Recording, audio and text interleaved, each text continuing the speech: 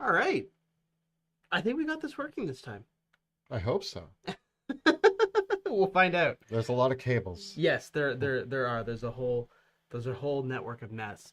Um, Welcome. I'm Monty Martin, And I'm Kelly McLaughlin, and and we we are are the the Dungeon Dungeon Dudes. Dudes. And welcome to our Patreon Q&A for February of 2024. It's been a while since we've done one of these, and we have been in our new studio space for a little while now, which still doesn't quite have the technical infrastructure for live streaming. So please let us know in chat if everything is looking good and sounding good, because we're kind of on a jury rigged setup right now. We're going to be improving that setup over the next while. We've been wanting to come back with our Q&As as well as our Patreon exclusive writers rooms for a while, but getting the studio set up has taken longer than we expected, and there's still a few elements that we need to get installed in here that can make it Yeah, improved. yeah. The big thing is that we want as you can probably tell, we're using the same recording format that we use for our regular videos for these Q&As, and just getting that system connected to doing a stream has been a little bit of a challenge, but here we are, nonetheless. So thanks for joining us. We're heading on into a very exciting month ahead, I think. Yeah, not only is our last Kickstarter, Sebastian Crow's Guide to Drakenheim, is on the way. Yes, It's all officially. all US backers should now have your tracking numbers for shipping. So if you backed Sebastian Crow's Guide to Drakenheim, first of all, you can already download the PDF of the book. The book has been done for several months. Yeah, And so you should now have your US tracking number. If you're a US backer, I believe Canadians and Europeans, it might be still a week or so away. You might not have it yet. which I'm excited for the same thing that happened with our first Kickstarter, which is because we're Canadian. Mhm. I'm sure several Americans are going to get their products before we even get our own products. Yeah, But yeah. we have to wait. Always the way it goes. Yeah. So for those of you that did back Sebastian Crow's Guide to Drakenheim, at this stage of the game, everything is now in the hands of our shipping partners. And so we really appreciate the patience that you've had with us. These things are always a bit of a challenge at this final step, because as our publisher, Ghost Fire Gaming, and ourselves, we're a small operation, and even though we have an amazing group of backers and everything like that, and we've had a very successful Kickstarter, in the grand scheme of things, our project and our product is a very, very small offering, and we are competing with much larger companies for the infrastructure that is global shipping. And so, while Ghostfire has really used their expertise to make sure that everything keeps moving and going along, at this stage of the game, we're at the whims of global shipping. I think there's also some problems with some canals right Yeah, now. there's a few issues in the world that are causing shipping problems for everyone. And Yeah. so this is always the most challenging part. All of our products are on boats, in crates, or in a warehouse waiting to get on a boat. Yeah. But at that point, it's out of our hands. Everything's on the way. You will be getting it. How long that takes, I can't exactly say, but it's on the way, which Yeah. is really reassuring to me. Uh, yeah.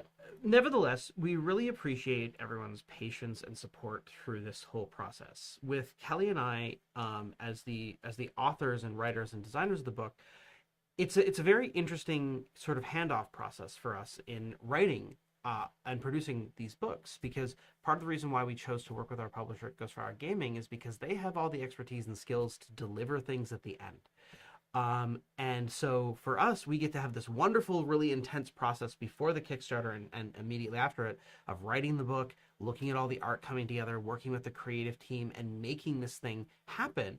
And then for us, at the point, really, our sort of hands-on involvement sort of begins to wean off once the PDF is delivered, because at that point, all of our like big work is done.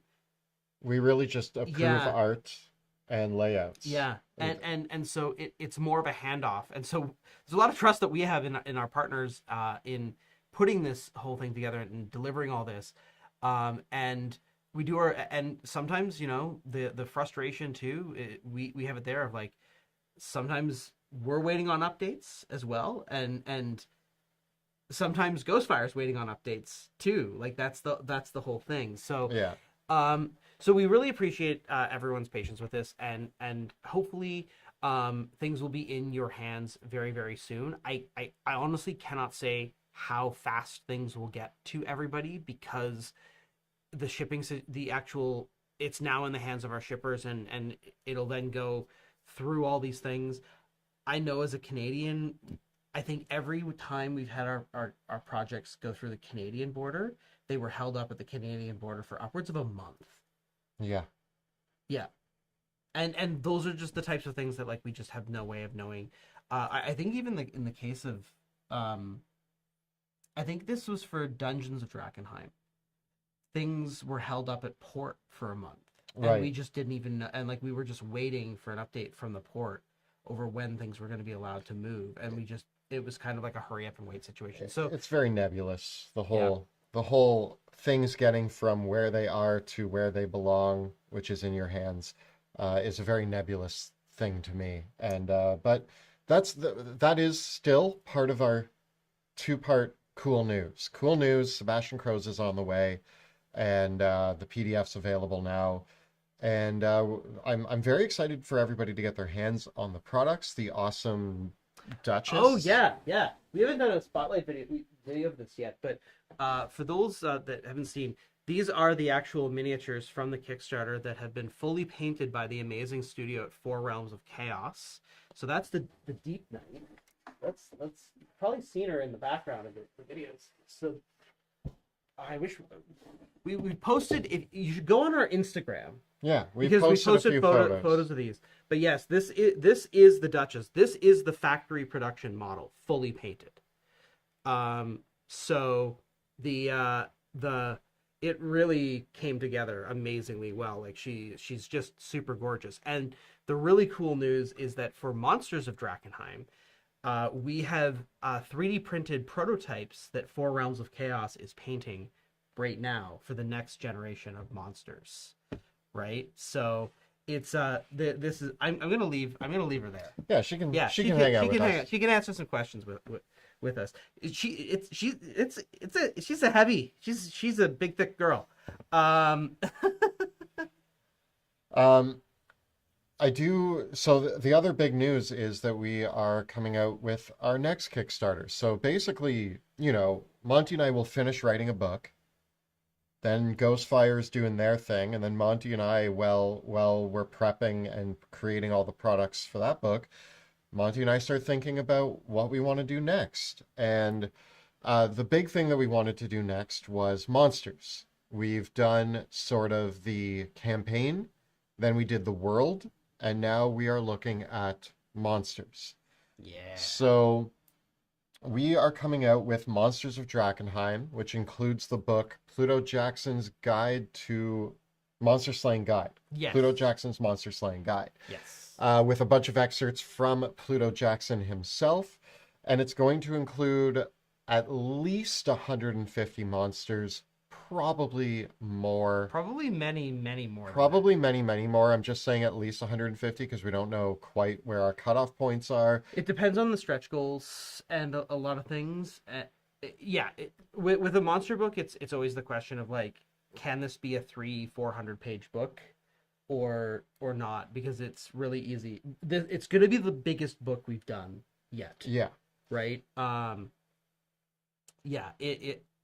And for us, the style of the book that we're going for is, we're huge fans of so many other monster books that have come out there. The style we're going for is something a little bit closer to, say, Volo's Guide to Monsters, where there's a very strong lore and world building component, in addition to lots of new monsters that you can use, so that we're giving both the story and the narrative and the adventure hook support, in addition to cool monsters with really interesting abilities and unique powers. My big goal with Monsters of Drakkenheim is that every single chapter implies either a campaign or an adventure concept. Yeah. So for example, we have a chapter on trolls that has many different types of trolls. It details where those trolls can be found in the world of Drakenheim, what sort of their history and narrative in our setting is, and then it gives you a troll layer, loot for troll layers, and sort of an overview on how to build adventures using these trolls, as well as adventure hooks that you can use in your own game. So the idea is that if you have Dungeons of Drakenheim and you're playing the campaign in the city, you're going to get a ton of monsters to throw in there, as well as tools to add new sites of your own design into Drakenheim. If you are moving beyond the city of Drakenheim, and you are using Sebastian Crow's Guide to Drakenheim to explore the wider world, you're going to have a bunch of monsters that you might find in the wider world, as well as tools to build one-shots, adventure hooks, or campaigns set in the wider world of Drakenheim. And of course, lots that is very great just to bolt on to Dungeons of Drakenheim itself, right? To answer actually a couple of questions on the topic of miniatures, a few people asking about the miniatures from the first Kickstarter. As far as I know, the miniatures from the first Kickstarter are no longer available, unfortunately. The reason for this being is that the manufacturer that we used for that for the first Kickstarter, we weren't really happy with the results, and we've since moved to a new manufacturer who has been amazing. And has produced things like the Duchess, and is producing our new generation of miniatures for the next project. And so it might be right now what we might end up doing is remastering and reissuing the miniatures from the first one. Probably still using the same sculpts because we're still working with the same sculptor, who's been amazing. We love Leandra's work, but it might be a bit of a step before we reissue those minis. We do want to see those legendary monsters of Drakenheim and the heroes of Drakenheim come to life again, but we're gonna see if that can happen now or later, or we want to revamp those minis. Yeah, I'm still really happy with the sculpts. I just think that we wanted so the sculpts are unlikely to change. We just might go like just our new manufacturer I think does a better does a better job. And so and just to answer a couple other quick questions from chat about that.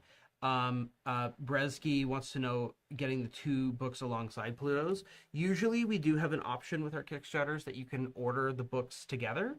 Just know that if you do that, I think you'll be waiting until the Pluto's ships to get your books.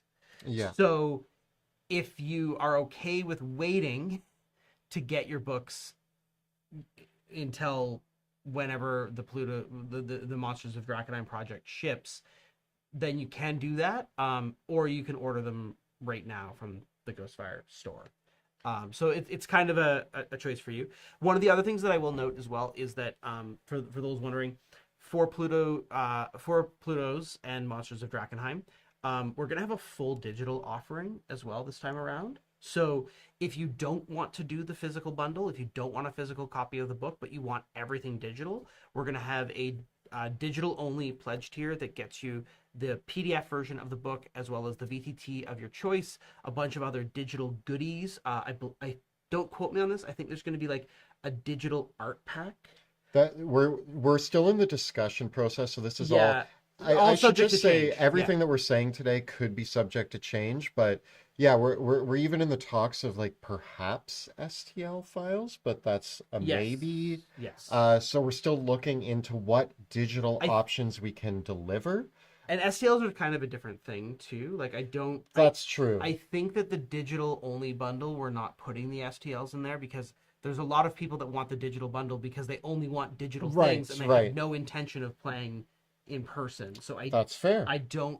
But it will include the art book, the VTT, the PDFs, and there might be some other things. Yeah, but we are going to be offering. I think I'm okay to say this again, subject to change, but because we're 3D printing the prototypes of the miniatures that Four Realms of Chaos is painting right now, we had to get them supported anyways. So the plan is to offer STLs of the miniatures for Monsters of Drakkenheim for 3D printing. They will be pre-supported.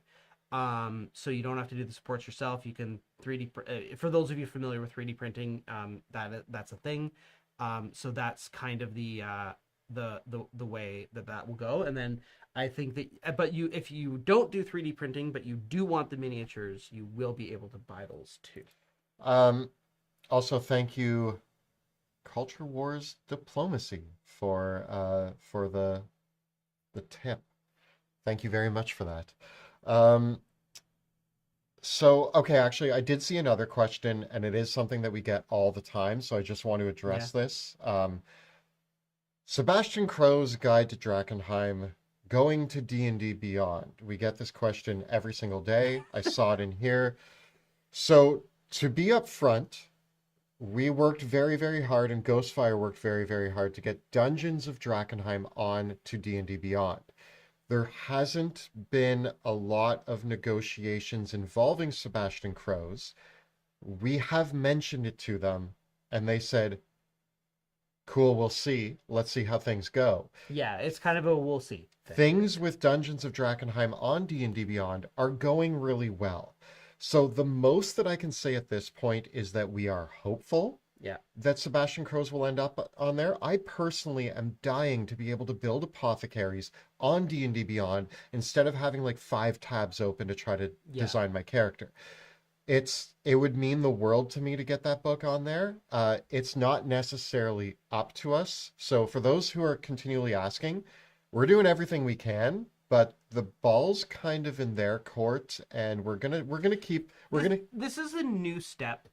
This is a new step for Wizards. They're slowly and okay, actually, to be specific on that, one thing that they told us when they were doing Dungeons of Drakkenheim was it's a lot easier to plug in an adventure into D&D Beyond than it is to put in bespoke rules and homebrew creations like subclasses, classes that have unique tools and ways that they work that they would then have to program.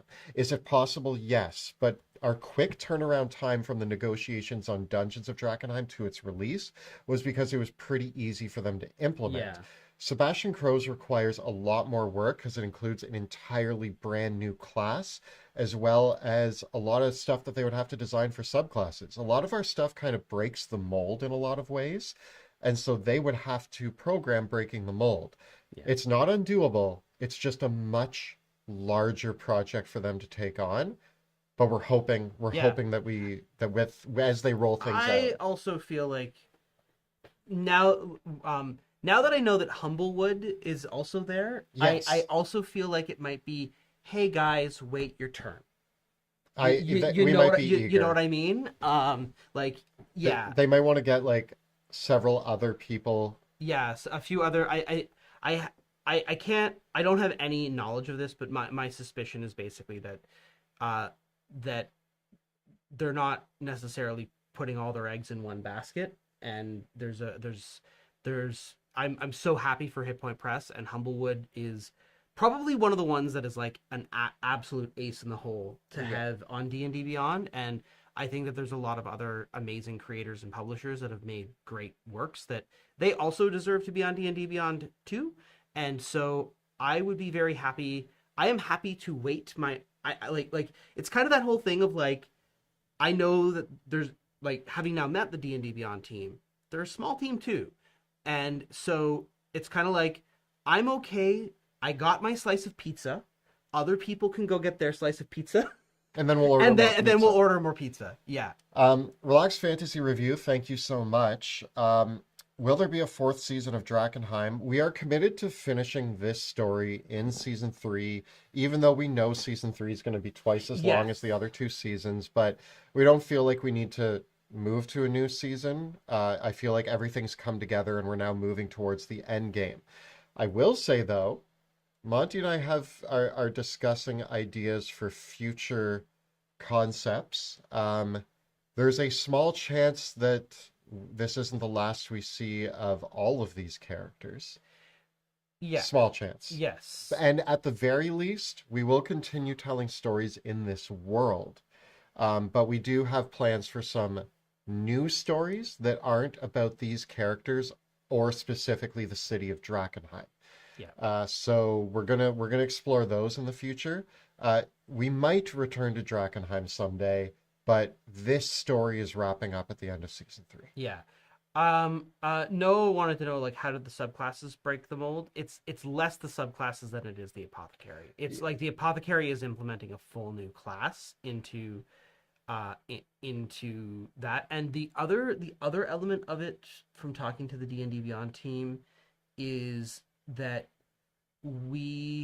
there was one other thing that I remember we talked about. It was all the stuff with like contamination and boons and stuff that we use a lot in our books that they don't really have a lot of support for in D&D Beyond. So there's kind of some different things there.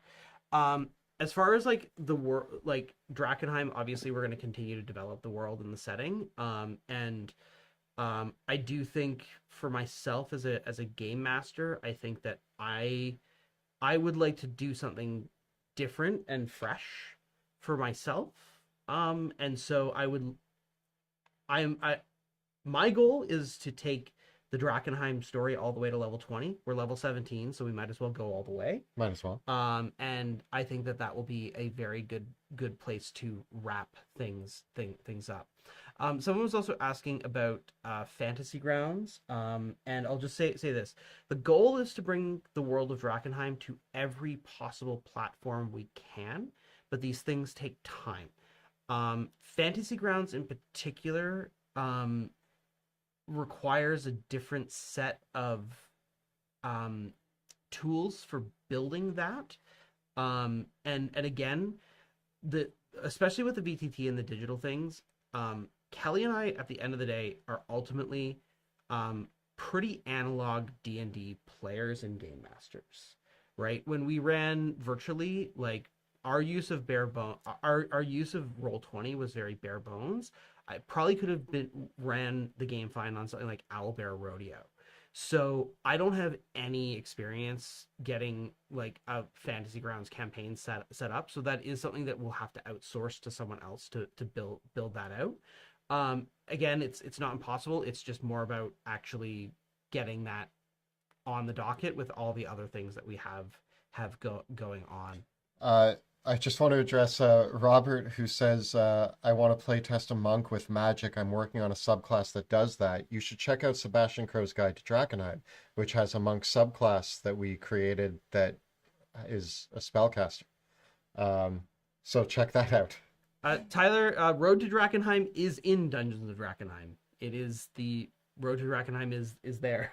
Yeah, Road to Drakenheim's in our first book. Yeah, in our first book. It's the introduction to the campaign. Other one that's also really good, people are saying great things about this, is Terror in Tearhaven came out for backers of the Kickstarter. It's one of the PDF adventures. Yeah. And I've seen a lot of people run Terror in Tearhaven as an introduction to the world of Drakenheim, and then bring the players to Drakenheim properly. That also works really well. So that's To address another question that's coming up a lot in chat, I can't say a lot about this because it's in such early development that there isn't a lot to say. But yes, we are planning to have a 4th book that is Veo's book.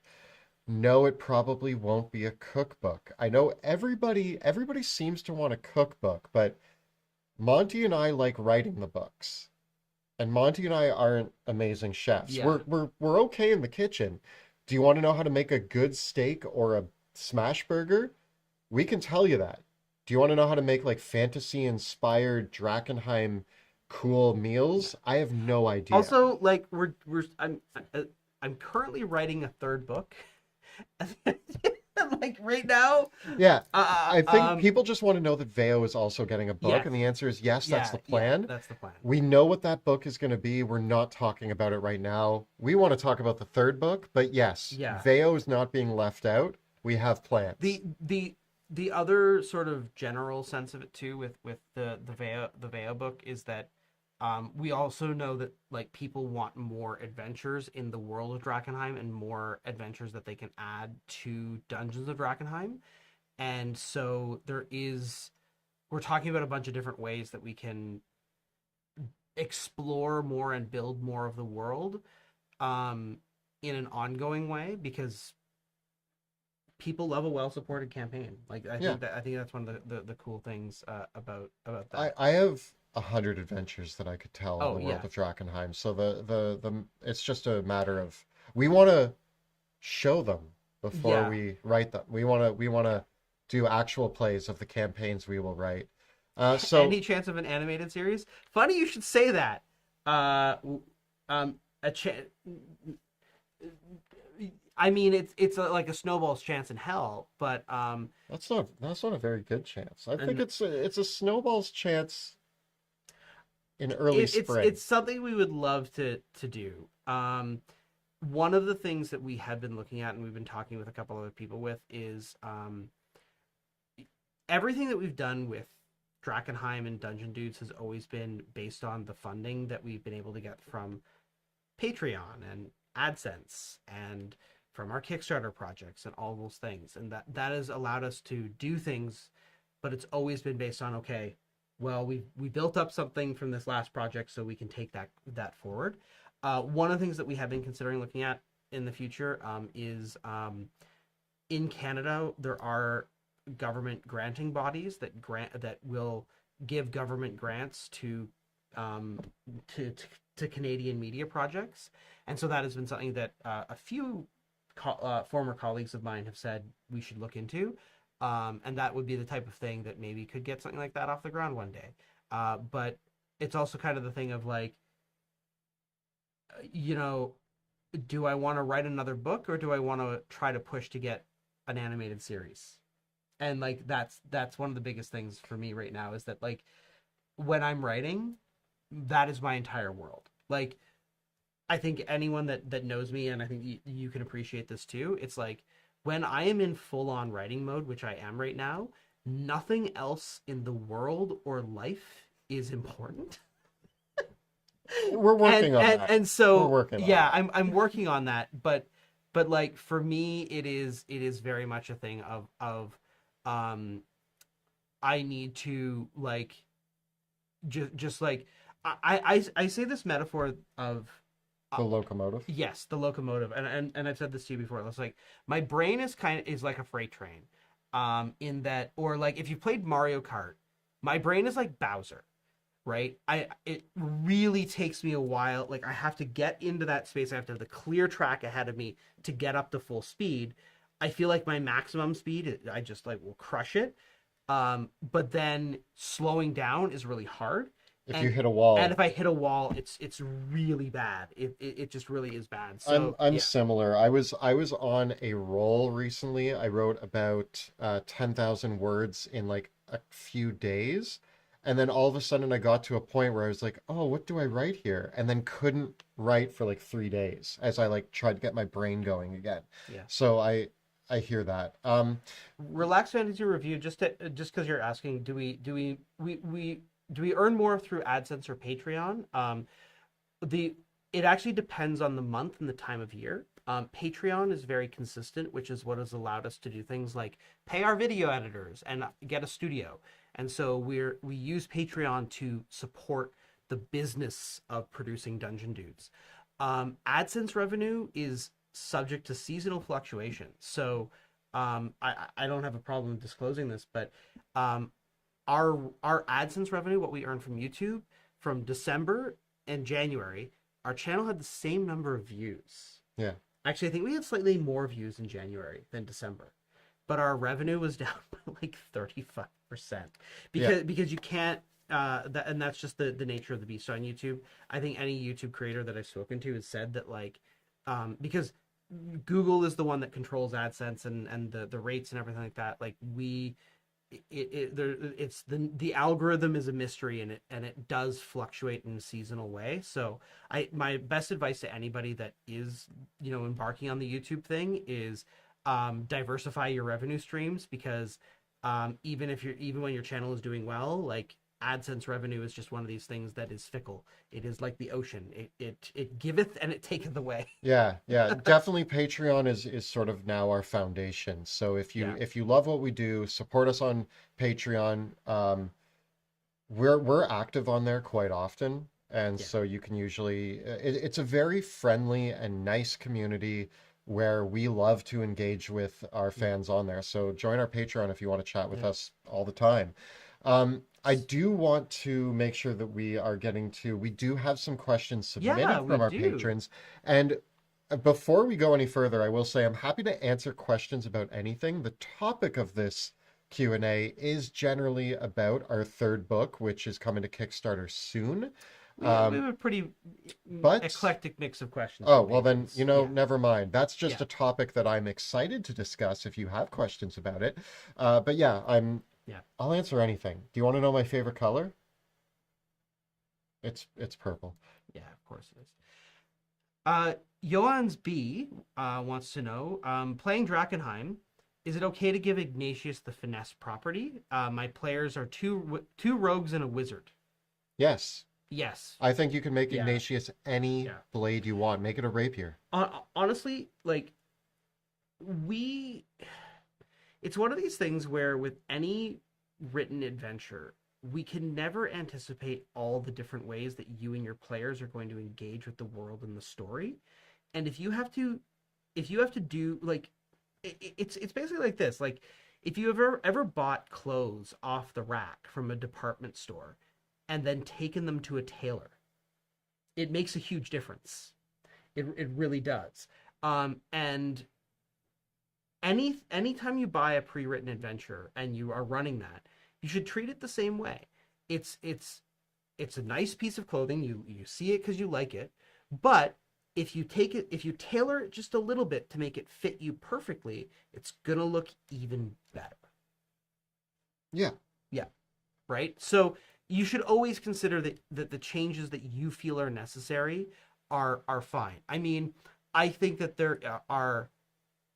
there's a few changes obviously that you're like, okay, well, why did you like there's always the extent of like, why did you buy this garment if you were going to tailor it like that, right? Like it's that whole idea of like, you remember that episode of The Simpsons where Marge buys the dress and then rips it apart like several different times, Yeah. right?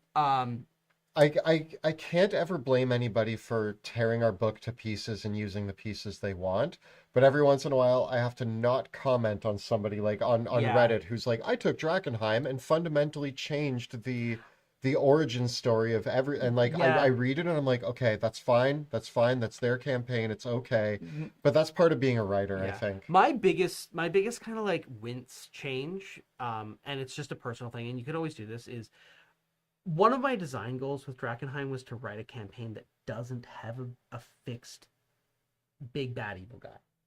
And so whenever I see a post being like, what's the big bad evil guy of Drakenheim? How do I add a big bad evil guy to Drakenheim? I'm Hey, making mine this. And you're yeah, like, and I just go, but that was but the the point. point is the factions are technically Yeah. the big bad evil guy, and the Yeah, players yeah. choose who So their big bad evil guy is. that's the one change that that and I really do feel um I mean, no spoilers. for no those. spoilers, but I really do feel that um some people, you have to be very careful if you want to change the origin of the meteor.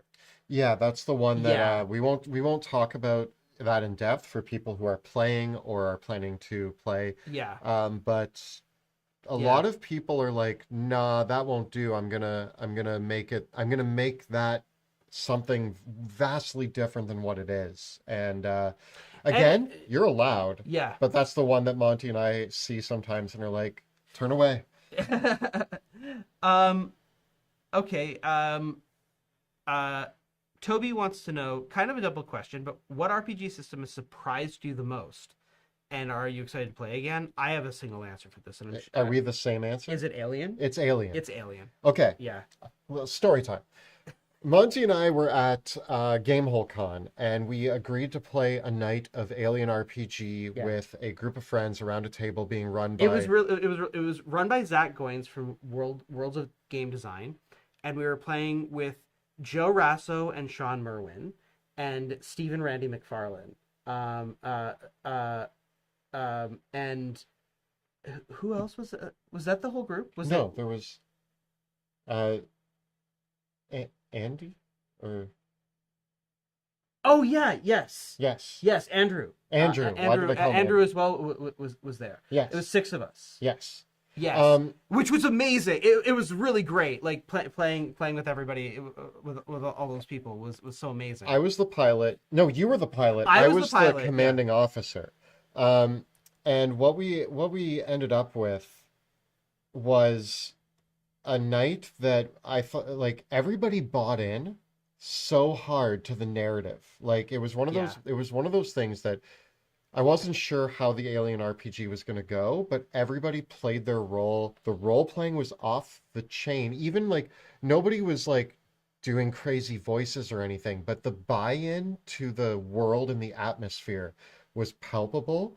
And the our game master ran it in such a way that even in that one night, it really felt like Monty, I think you said, coming off that game, it felt like you could picture Ridley Scott directing it. I mean, I got back from GameholeCon, and the first thing I had to watch Alien, Yeah. right? Because I was just like, yeah, and it was so good. It was so good. So naturally, what I did when I got home is I wrote out a point form narrative for a 6-part Alien RPG actual play that I would like to run at some Yeah, point. Uh, kind of riffing on a better version of Alien 3, where I like the idea of an alien movie that takes place on a space prison. Um, but I want to do my own take on that, and I'm going to call it Alien Incarceration. Coming soon, sometime in the next yeah, in the decade. next decade, yeah. Um, Uh, um, but that was probably yeah, one of the best RPG experiences I've had in a very long time. I was shocked how good it was. yeah. It was phenomenal. So, I'm looking forward to that. That I think of recent experiences, that is one that like really Monty's blew my character mind. died, by the way. I Yeah, yeah. lived. I left Monty I think behind. I died like I in dragged. GameholeCon. Did I? No, I survived in Ragnarok. That was the only game of the weekend, and Dragonbane. I think Yeah, those you were the died only in two. Vast Grim I died too. in Vast I was the Grim, only survivor on Vast Grim. and I died in Dungeon Crawl Classics So as well. my Yeah, secret is that I'm actually a coward. And in a lot of these games, there were moments where it was stand and fight or run, and I was the only one who ran. And in both Vast Grim and Alien, in Alien, I grabbed Andrew's bleeding body and dragged him onto our ship while you stayed there with a gun shooting at the aliens while the other two were ripped apart. And then I took off and left you there. And then in Vast Grim, you were left on an exploding bridge of a ship while I took off in the other ship, I leaving you and know. the rest of the everybody behind. Because like 2 people had already died in Vast Grim, and you and one other guy were the ones left, and you just were on the bridge while I took off and was It like, was no, so good. we have 3 minutes Yeah, before this thing blows, and you just accepted your fate, and I yeah, left. yeah. It was great. How Okay. did you survive when the pilot died? I figured I don't know. I No, I they have probably some they probably training. didn't. They probably didn't. Okay, yeah, I They died in the probably cold. drifted in space. They had to go back into cryo and drift for years. Like the Yeah, ending of yeah, Alien, yeah. yeah. Um, On wants to know, one thing that stands out with Drakkenheim is the players steer the story, so no two groups will have the same Drakkenheim game. That's wonderful. Do you run most of your games this way? Any tips for the best way to achieve this? I have increasingly moved to this style of DMing. I think that I really started to do this more with um I think the City by the Spire campaign, the time loop game, Yeah. and Red Hand of Doom were like the two campaigns where I was like, I really want to experiment with something that is more player driven. And I think that the key way to do this is to prepare a scenario, locations, and NPCs. So you focus on preparing the characters, the non-player characters, their goals, and what they want to do, detailing the locations that they inhabit, and you worry less about planning events and planning specific scenes. So I know that there's a lot of dungeon masters that are like, I want to plan a chase, or I want to plan a battle on a boat, or I want to have a specific negotiation scene. And to really achieve this style, you have to let those things go a little bit and accept a general set of principles. If you know one of those things is absolutely going to happen in the next game session, you can do a bit of prep work to prepare for it. But that's why, like, for myself, I generally apply the broad principles of a skill challenge to all sorts of different scenarios. And like once you have the toolbox of like clocks and skill challenges, it's really easy to apply those things to a variety of scenarios, and you're just borrowing that structure, and you don't have to plan out like the nitty-gritty mechanics of different things. I generally prepare things that I can use in modular and adaptable ways, and then be like, okay, well, my players didn't go down the direction with the ogres, but I'm going to just on the fly reflavor these ogres, put them in a new setting. I'm just going to throw together a couple quick things with Dwarven Forge, and boom, I've got a completely different encounter with 2 giant mutants, right? And that's where I find that style. I think the other component of it is that you have to pass the ball back to the players and put the pressure on them to engage. The other tip that I think goes along with this is Monty runs exceptional session zeros, and usually there's actually a precursor to the session zero. Monty sends us like an overview of the campaign. We read it, we build several ideas of characters. Then we have a group chat where we discuss the characters. Then we have an in-person session zero. So there's a lot of steps. But in that process, something that's very important early on is creating the right hooks. Talk to the players about the narratives that they wish to tell with their characters. Players might have a very loose idea or a very specific idea. Both the players and the DM need to be open to adaptability at this stage. Wilhelm's original backstory was 1,000% different than what it ended up. It went through several iterations through conversations with Monty. I originally had a section in Wilhelm's backstory that I presented to Monty, where I was a farmer in a town working under a dwarf mentor who the town was attacked. Wilhelm gets his arm ripped off. This was before I decided on the eye patch. And the dwarf built him a metal arm.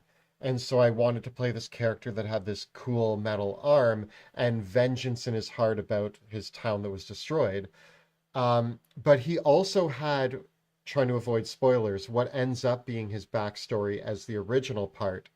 So he had this like multifaceted backstory, and Monty's like, none of this is really necessary, but why don't we, he's like, this part isn't as interesting as the first part of your backstory. Let's focus on that, broaden it, and start connecting some of those NPCs. And then the other element of it that we realized in that process was that we didn't need an NPC. It just became Rudy.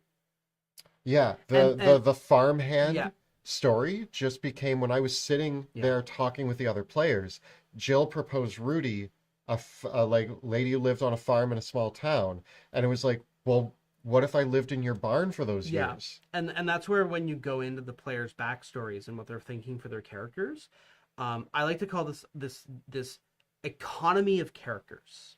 So whenever you see a player present a backstory to yourself, to you want to ask, okay, what are the NPCs that they're engaging with in their story, and what are some of the NPCs that I'm thinking are existing in the world, and how can I make those the same character?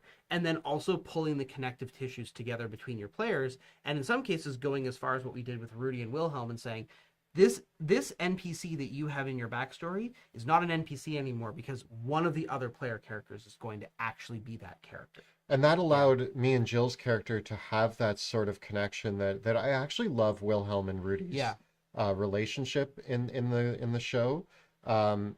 A lot of respect and love there, which I think is awesome.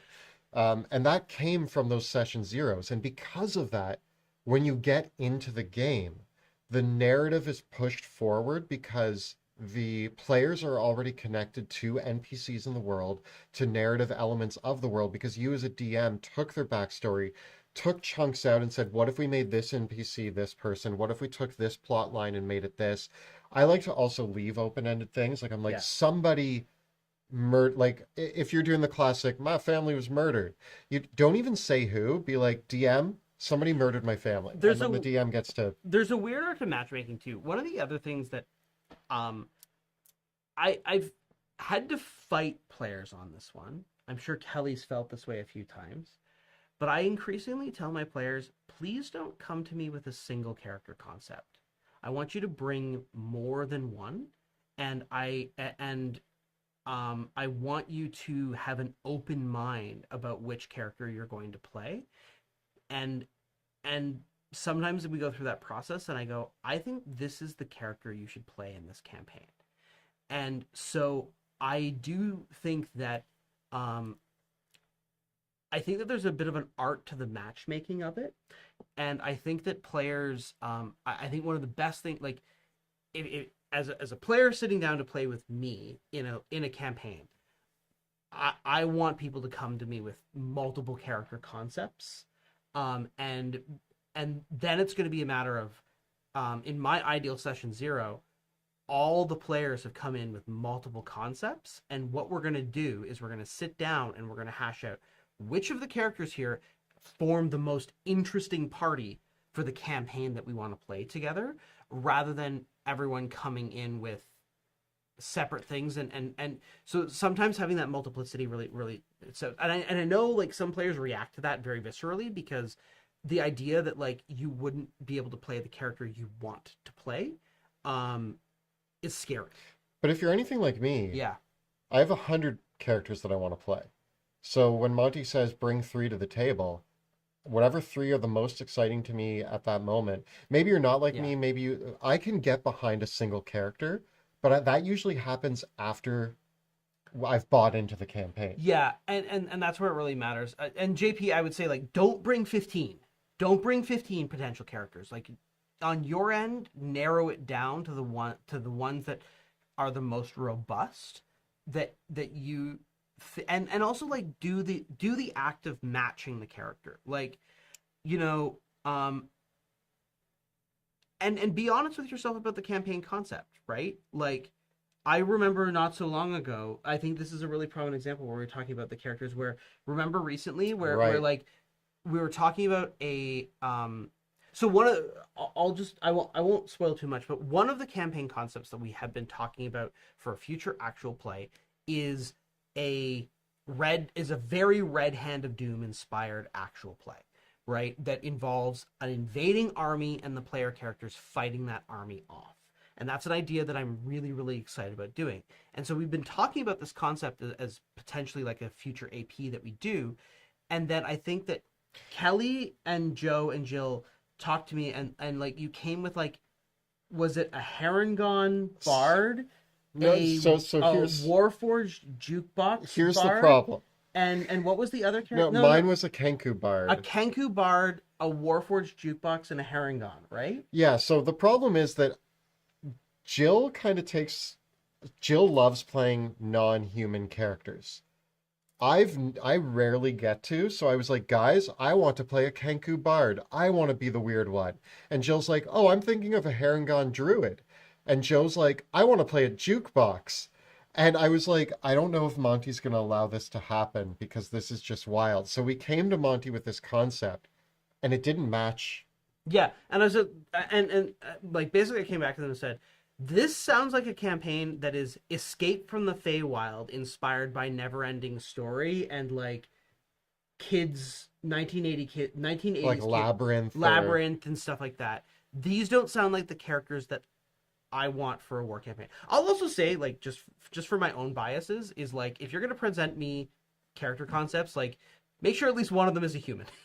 Because I'm one of those people that, like, I do like my grounded fantasy. You didn't like Joe's jukebox? No, A walking jukebox? it's not that I didn't like the walking jukebox. It's just that as a dungeon master, I need to be able to take the character seriously. right? And I need to be able to and I need to buy I need as a dungeon master to be able to buy into the narrative that we're building, Yeah. right? And that made sense. As soon as you were like, the war-stricken continent campaign does not involve these characters. But that's also when you said maybe we run a shorter campaign that is Escape Yeah. from Dreamland, where these Yes. three characters are humans that were transformed into this shape in the dream Oh, and realm I and have to escape. and that's what I love. And like honestly, I could see running a campaign literally like one of the things that I could see doing would be doing this thing where the players make a bunch of characters and I don't even have a campaign premise yet. And I just build the entire campaign based on what the characters are that Yeah. they made, right?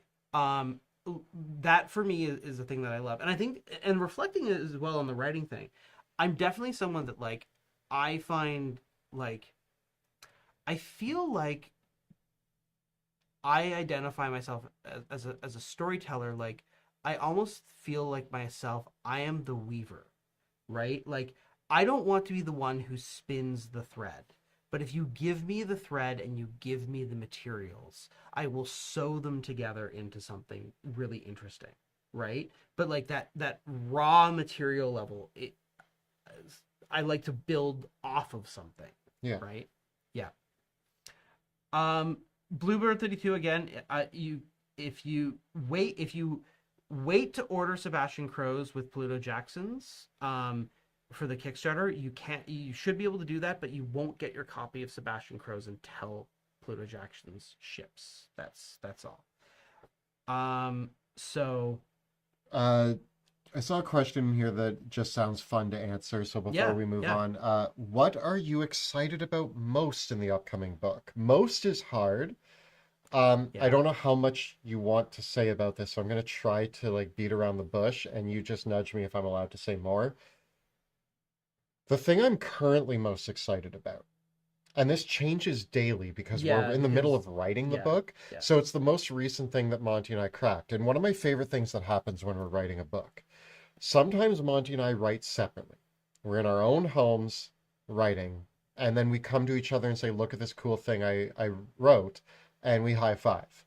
Other times we're here in the studio or wherever we were previously, usually Monty's basement, and we start vibing with each other and saying things, and suddenly ideas, it turns from what ifs to oh my God, and then to us both at the computer furiously jotting down notes about how cool this concept that we're brainstorming together has become. And recently we created one of the biggest bads in our campaign setting, who I'm not going to name because it's a spoiler and it's really exciting.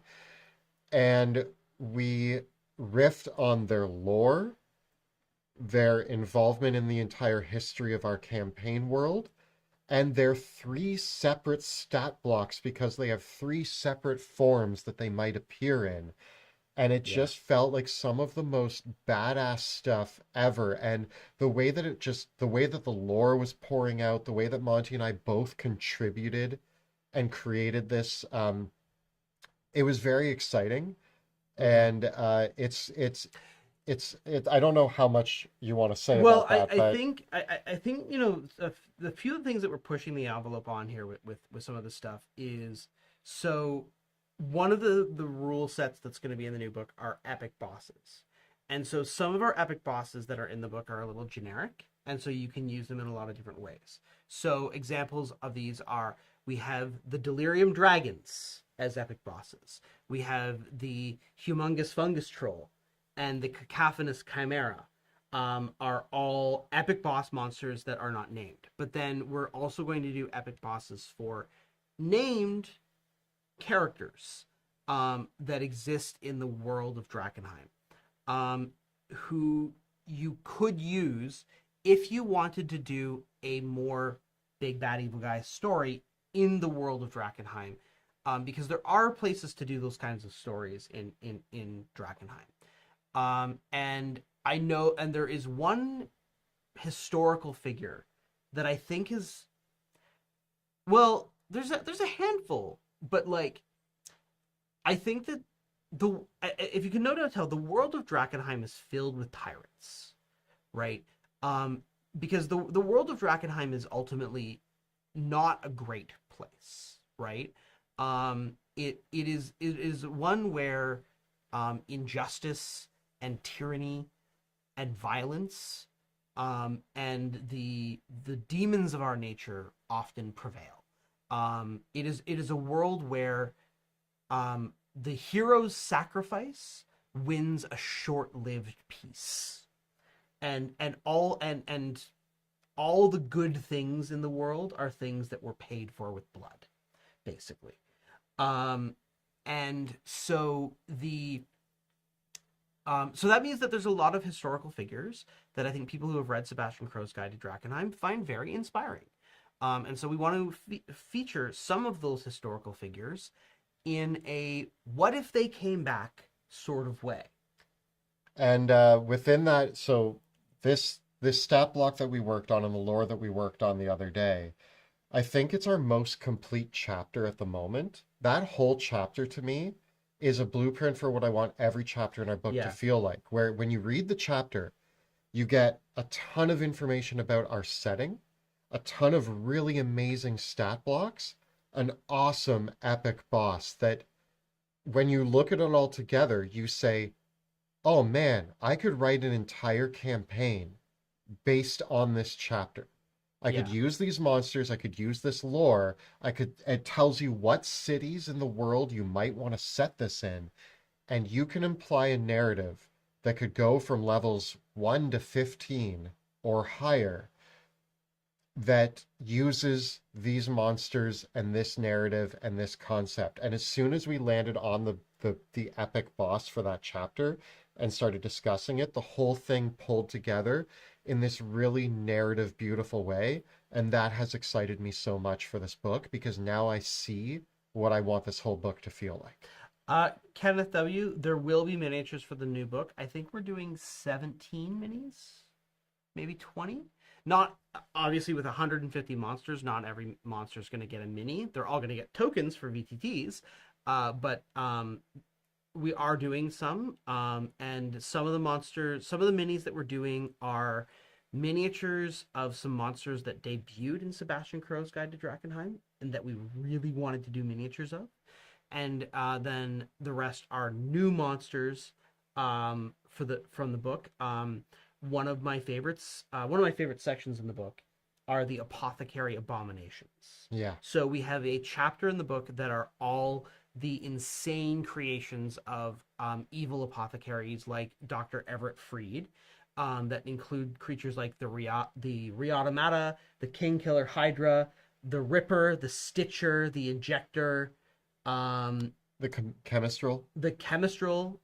So yeah, the Ripper, the Injector, and the Riotomata, the Chemistral, and the Disembodied Psyche are getting miniatures. We're doing a miniature of the Cacophonous Chimera and the Humongous Fungus Troll. We might be doing a mini of the character that we are being secretive about. We might. Yeah. We might. And we might also do. We don't. I really want to do a Delirium Dragon, but that might be a stretch goal. It might be this size. I don't think we're gonna be able to do one No? this big. Okay. No, yeah, because we are doing a mini that is gonna be big like the Duchess, but it's not gonna be the Delirium Dragon. Fair. At least I don't think it's gonna be. We're see. still working out all of that. Yeah. Yeah. Well, should we take another question from Patreon? Yeah, let's do it. What are some ways to help balance different play styles of your player? I.e., a number crunching optimizer. One wants a linear story. One wants extra role playing and less linear story, and others want to hang out while D&D happens, etc. So Joshua S asked this question. I mean, I've every table that I have ran has all of those players. And the thing is that first of all, the players need to agree and hopefully be friends and agree to like get along and work together. The optimizer at my table is not, they're not a jerk about optimization. And so one of the things that I did at my table early on, I had a few new players and a couple that were like big D&D nerds who love to optimize and min-max and all of that.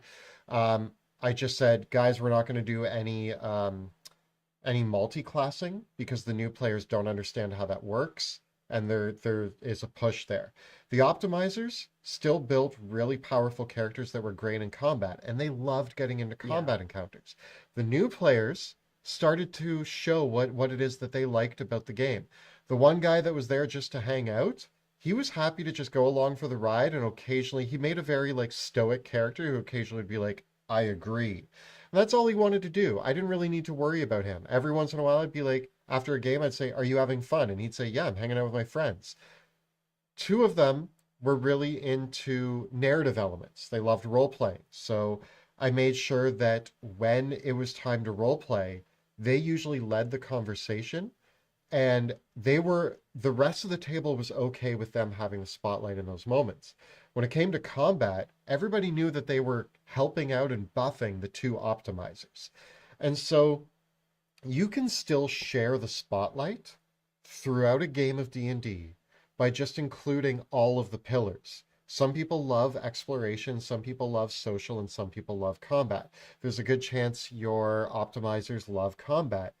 And talk to your table in session 0, being like, make sure to share the spotlight. Sometimes optimizers do love social situations, but you as a DM can pull the levers. And Monty does this to me all the time because I love social is my favorite pillar of play in D&D. So I love to talk. I love to role play and bounce conversations around as characters. But Monty will often, when we're doing that, he'll go, Joe, Jill, what do you guys think? Let's hear from you. Yeah. And as soon as I hear that, I go, oh, I was getting excited. I'll sit back for a second and let my friends also have input. It's not that I'm trying to steal the spotlight. It's what excites me the most, so I'm getting excited. But Monty's a good enough DM to be like, let's pull the lever. Yeah. And I think that's the big skill there is pull the levers. If somebody's hogging the spotlight, pull the lever and switch gears to somebody else and find out who's the most comfortable in what position. You're going to learn that as you play and make sure that they get to highlight themselves and their characters when they're in those positions. I also think that it's worth doing the work to assess what is the common ground. Like, what is the element of the game that everybody likes, and that everybody can buy into? And maybe it's something a little bit more obscure, or maybe something specific. Like, for example, you might have a character optimizer, a role player, a little bit of a wallflower type player, a bit of a jokester type player. But it turns out that all of your players have one thing in common: they love zombie apocalypses, right? Yeah. And so all you need to do to make everybody at the table happy is engage with the thing that they all like, right? And that might be something narratively, that might be something in terms of location or theme or tone. And so if like and that way you are able to serve up the thing that everybody likes, and you want to do it in a way that isn't giving the poor way of executing this, the thing to be careful about is like, you know how that you get that situation where like nobody can decide what they want on the pizza, so you just get a cheese pizza and nobody's happy except for the person that only likes cheese pizza. You didn't even put pepperoni on it? Yeah. Because there's right. There's So somebody like there who doesn't like there's pepperoni. the pizza theory of D&D groups is you can divide the pizza up and say half the pizza is this, half the pizza is this. Or you can find what are the actual toppings that everybody likes, and you make sure of that. Sometimes, though, you are going to get those fundamental incompatibilities. The meat lover and the vegetarian can't eat the same pizza. So, But we can all agree on pineapple. yes, no, Yes. no, Yes. no. And yeah, and then there's some people that are like, I do no. Pineapple on pizza is no. That is It's no a yes. That is a no. It's a definite yes. That is an absolute no for me. If you want to, you can order, but that's where I'll say, if you want to, you can order yourself the Hawaiian pizza, and you can enjoy that. And if you would like to have some of my meat lovers pizza, you may, but I'm not touching that. So- So and that is the D&D equivalent of we're going to acknowledge that we can't share that together. So we are going to play separate games. I also do think that in the pizza analogy, we love our food analogies. In the pizza analogy, I also think it's fair that all players should be open to potentially trying toppings that they don't usually pick first. Obviously, if you're a vegetarian, do not eat the meat lover's pizza. But in the terms of D&D, when you come to your session 0 and somebody says, I want bacon, and you're like, I never get bacon, but I don't hate bacon, so okay, let's put bacon on the pizza. And through the discussion in your session 0, you come up with a pizza that makes everybody happy. Kelly just chose violence.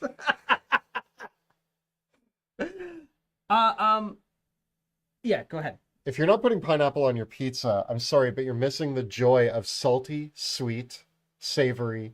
It's all there. Pineapple, green olives, It's the mouth bacon. No, dude, it's the mouth feel of pineapple. Yeah, it's superb. No, it's not. Have you ever gone to a restaurant and got like maple glazed baked like pineapple? I love things that are glazed in maple, but now you are that is. Do you just not like pineapple, period? I don't like pineapple. Period. The mouthfeel of pineapple is a no. It's for like me. top 3 fruit, especially if it's maple glazed. Yeah, no. I went no. to a place, one of those places where they come by your table and like carve meat onto your plate. And for dessert, they had a maple glazed pineapple that they carved a slice off of onto my plate, and I'd never tried it before, and it was heavenly. It was heavenly. And actually that was the moment. Before that, hated pineapple on pizza. After that, loved it. Don't know what happened to me that day, but having that maple glazed cooked pineapple. Chat is more active about the pineapple on pizza, but I do think that it is indicative of a really good example though of like how you navigate group dynamics in role playing games. Because yes, sometimes the thing is that at the end of the day, I'm fine to order. We can, if you and I are getting a pizza, if you want the pineapple pizza, you can have your half. I'll have my half, and we're able to find the thing that we share, right? Yeah.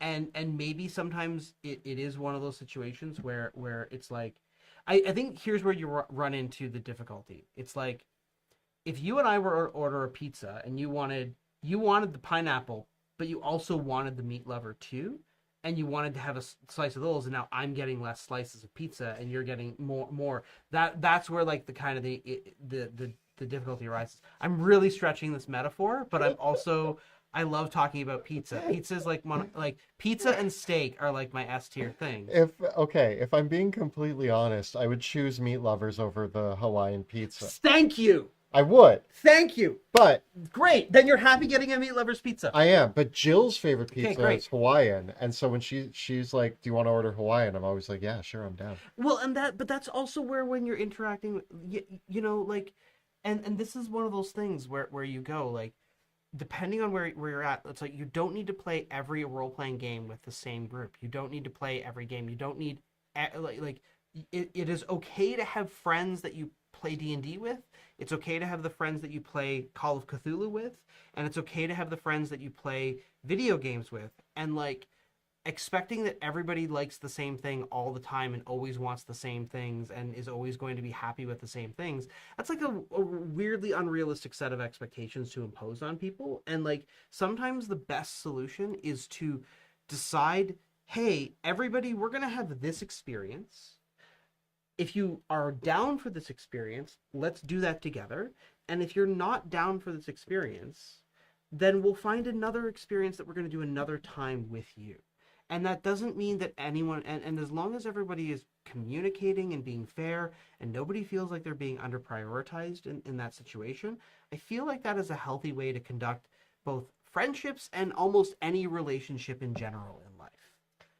Now that we've done the pizza analogy, other things that I want to talk about today are Starship Troopers, Helldivers, and Has-Been Hotel. Can we use those to create analogies about D&D?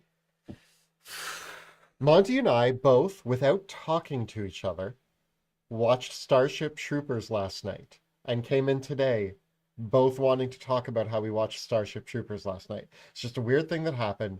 I mean, it's not that weird. If you're playing Helldivers 2, you know Yeah, why you everybody's watching yes. Starship Troopers. But I just thought it was weird that last night I was like, I'm going to throw this on. I haven't seen it since I was a teenager. Then I came in and Monty was like, so I watched Starship Troopers last night, and there we go. Um, Has Been Hotel, watch it.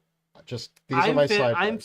I'm finished Has Been Hotel. I loved it. I'm on episode 2. I The pilot's on YouTube though. Watch that first. I want to do a campaign that is Rock and Rule and Has Been Hotel. Everyone plays a bard. That's there you go. The resurgence of old movies is because the video game Helldivers Yeah, 2 because of came out. Helldivers 2.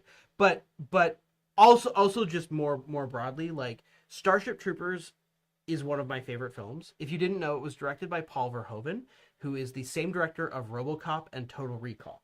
And so RoboCop, Total Recall, and Starship Troopers kind of form Paul Verhoeven's like unofficial science fiction dystopia trilogy. And all of these films kind of, if you look at all, like stand back and look at all these films together, like their through line is a really interesting critique of like totalitarian, authoritarian, militaristic, overly corporate controlled regimes in science fiction environments, right? Like, I love all three of those films. Like, I would easily, and I think all of those are films that kind of everyone like. It's very easy to watch all three of them and think, oh, this is just like an action movie. This is just a cop movie. This is just a weird Arnold Schwarzenegger movie, and like miss the really cutting social commentary Which underneath all three of when I those watched films. Starship Troopers at 14, I didn't realize it was satirical. Then I watched Yeah. it again last night and was like, this is phenomenal. Yes. Relaxed Fantasy Review has paid $2 to hear relationship advice from Dr. Monty Martin. So go ahead. What? He, he I thought paid- I was giving relationship advice, or what is my best relationship Oh, advice? or maybe you did give relationship. What is my best relationship advice? What has made our friendship last so long? It's not pineapple. uh, I was going to say, my best advice for how to maintain a relationship. My current success is get a dishwasher, hire someone else to mow the lawn. um, uh, get HelloFresh so that no one has to worry about the groceries and the cooking. And Oh, he gave it already. So you're off the okay, hook. so I'm off the hook. Great. All right, let's move back to D&D topics. But yes, Angel Dust is the best character in Has Been Hotel, and I just love him so much. Yeah. Shall we get another Patreon question? Yeah. Hey dudes, this is Dead Man's Forge. Hey dudes, I'm planning a huge tournament for my players and want to make it feel epic and immersive. Any tips on running an excited tournament arc that has plenty to do for every type of character, or examples to include? Clarification point: is this a what kind of tournament? Wasn't not specified, because there's one way of doing this that is the you know how like in Dragon Ball there was like the tournament arcs, and like it's kind of a common theme in a lot of anime where like I've never seen Dragon. you've never seen Dragon Ball? What? You're gonna upset people. No, you're the one that you've never watched Dragon Ball Z or Dragon Ball or Dragon Ball Super? Nope.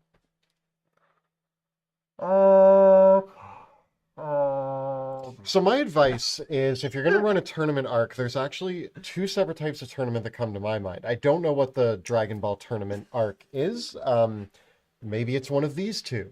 So the two arcs that I imagine are there's either the like Olympic sports events where there's Yes. like several games that are taking place at this tournament, and each character gets to sign up for a few of these games. The barbarian can sign up for the arm wrestling tournament or the axe throwing tournament, whereas the rogue or the ranger get to sign up for the archery tournament, various things like that. Oh, people are. It's a spicy today. Or there's the other type of tournament, which is the Gladiator Arena, in which case it's pretty straightforward. You get all the characters in the ring and they have to fight a bunch of monsters, Yeah. slowly scaling up. Maybe you throw a few NPC heroes in there who are like a rival team. The tournament in the Dungeons and Dragons Honor Among Thieves movie was actually quite fun and a great idea to pluck up and use in your own games. If any of you are mad that I haven't seen Dragon Ball, you're going to be even more mad when you learn that I have seen. Name your favorite anime. If it's not Akira or Studio Ghibli or Sailor Moon, there's probably a good chance I've never seen it. I've watched 2 episodes of Attack on Titan. Loved it. Great. I need to watch more. When am I going to do that? I don't know. Oh, One Punch Man? Yeah, I saw the first episode. Phenomenal. When am I going to watch more? I don't know. I don't know. Name it. Cowboy Bebop? No. We can go on here. I'm not. Deadman's Word says he's actually running a tournament kind of like Knight's Tale. So are you doing a jousting tournament? Because that's rad. So like with a jousting tournament, you could, because like a classic medieval tournament, like you could have the archery contest, you can have the joust, you can have the melee. Introduce rival adventures for sure. Yeah, introduce rivals for sure. And if you have a bard in the party, Knight's Tale is a great idea. The bard maybe isn't going to participate in the jousting, but they are the announcer who has to come in and get the crowd rallied up for your hero. Yeah. If you have your fighter who's going to joust, the bard has to come in, and depending on how the bard does on a series of persuasion or deception or whatever skill checks, will make the crowd more in favor, which leans the tournament in the favor of your hero. You have other characters perhaps doing other things. I think that A Knight's Tale does have, like, you could put in like archery or other events that the characters need to. You could do You could do any of those like standard things that like millennials do on first dates, like archery and axe throwing and like. but split it up and make it a team-based event. Yeah. And look at who your party is. Whatever classes they're playing, choose 2 or 3 events in that tournament that really speak to that class, but also throw in a couple that are hard sells for anybody in that class. Yeah. Because that makes them have to choose who's going to go up for the arm wrestling tournament when we're all dexterity characters. You can also do the thing where they have to pick a champion for each thing, and this is one of those you can use this as a way to practice your ability to shift the spotlight from one player to the next, right? So it's okay for it to be a divide and conquer sort of thing, where each player is just the only character participating in a given event. And as a general rule of thumb, like the structure that the only structure that you have to do is make each character have to do like 3 to 5 dice rolls, but using different skills and more than one ability score. That would be my best like mechanical advice for that, right? Like and the number of successes, and it's not how high did you roll on any individual check, but it's how many successes did you get that determine that. And that each dice roll has some sort of interesting choice involved. Like, you might actually say to a player, like, okay, for this part of this event, are you going to roll acrobatics or athletics? And for this part of this event, are you going to roll perception or investigation? For this part of this event, are you going to roll deception or intimidation? And so they're choosing each time what roll they want to make and what ability score they want to use for that roll. And obviously, like, build out more narrative around it than that. And allow them to use their spells and other abilities. I think that one of the things, I think that a fun thing to do with a tournament is to say that like the tournament is kind of like a null, is like the only rule of the tournament is that outside magic cannot interfere with the individual event. But you can use whatever magical abilities that you may possess in your own event. Yeah. A tingly, thank you for standing strong with me. Also, A Knight's Tale is my favorite sports movie from Culture Wars Diplomacy. Yes, I agree. It's the best sports movie out there. Yep. You've been to medieval times. Oh yeah, Yeah, I want to go again. yeah. If you haven't been to, is Medieval Times only a Canadian thing? No, No, no, it's because there was that Jim Carrey movie, Cable Guy, where they right. went to They where went the to Medieval Times yeah, and that. You yeah. know, in all my years, so I've been to Medieval Times like 5 times, and I always want to be cheering for the Green Knight, but I've never been seated in the Green Knight section. You Kelly and I used to work for a big computer company. Yes. And we both went. Yeah. Yes, the company booked the entire Medieval Times, and then all the different locations all got sat in different sections. One of my favorite medieval time moments is I went with my partner and we were sitting behind a few rows behind like a much younger girl. And near the end, our knight rode up to our section with roses. And my wife just stood up and started screaming because she wanted a rose. And the knight threw one, and the little girl reached up. It went over her head, but my wife was too excited about the rose, didn't even acknowledge the little girl, and got it and started like freaking out. And the girl looked so sad. And then I was like, dear. And then afterwards, she was like, "Oh, I'm sorry," and gave her the rose. But then the knight threw another one at us Yeah. anyway. So we got a rose, but it was just her utter excitement to receive a rose from this knight was insane, and I will remember it forever. That's so good. Any recommendation on how to improve the quality of in-person play for a new DM on a low budget? Like, what would you say is a good thing with price to impact ratio? I'm mostly thinking of physical things, accessories, not necessarily DM advice. I have a really easy low budget tool that you can use that really amplified my early games. My early games were very much pencil and paper at the table with a grid map and dry erase markers. Yeah, That The that Chessex dry erase maps. that Yeah. was what I did. But what I also did is I played it in my living room with my TV there, and I had my laptop HDMI cabled up to the TV. And so what I would do is I would put up either if there was a new NPC, I would find artwork. Sometimes I would just Google search and do something like rough scoundrel D&D, and you'll find a ton of images of rough scoundrel D&D. So anytime that the party met an NPC, I would throw up an image onto the TV that they could all look at. If there was a location, I would find artwork. So when I was prepping my games, I would just gather a ton of Yeah. artwork that could be used. And even when they were playing in the dungeon, I would have like artwork of that felt atmospheric. And I would play soundtracks from video games in the background. Yeah. This all created a beautiful atmosphere. Even though we're just pencil and paper, they had artwork that implied the atmosphere that they were in and music that helped drive it home. With those two tools, it really upped the immersion for a very low budget. I will say though that making a cool playlist and having cool images and the management of that can be kind of distracting for you as a DM in the True, moment. true. And I would not sacrifice your prep time in order to do that.